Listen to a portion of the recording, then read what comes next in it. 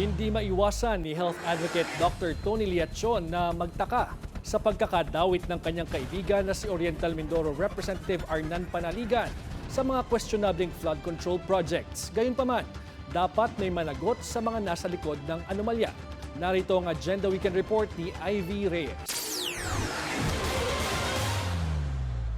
Relihiyoso, tahimik at disenteng tao. Ganyan daw ang pagkakakilala ni health reform advocate Tony Liachon kay Oriental Mindoro Representative Arnan Panaligan. Bago maging kongresista, nagsilbi pa siyang alkalde at nagmula sa isa sa pinakamayamang pamilya sa probinsya. Nakakaladkad ngayon sa kontrobersya si Panaligan dahil sa maanumalyang flood control projects sa probinsya. Kaya ang kanyang matalik na kaibigan na si Liachon, ganito na lang ang pagtataka. Unfortunately, someone that you know of good character involved, but let the chips fall because I support transparency, accountability, and justice. Yun ang importante dito eh. Opo. So in essence, I support Senator Lacson in the bigger picture. It's just that the one involved here is someone you know.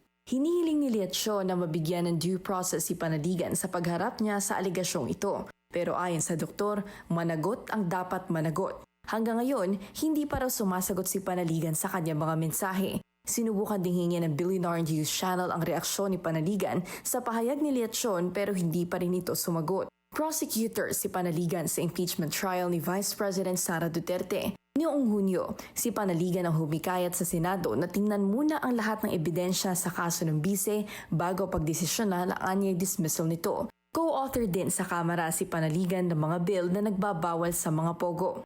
Ayon kay Liachon, systemic ang problema ng korupsyon sa bansa at marami pang dapat ungkatin mula sa usapin ng budget insertions. Samantala, binangga ni Liachon si former Health Secretary Janet Garin sa opinyon nitong hindi na dapat idinatahi sa flood control projects ang pagtaas ng leptospirosis cases sa bansa. I beg to disagree with due respect to former DOA Secretary because the term kleptopyrosis, which I coined, is actually a metric of the severity of the flooding system.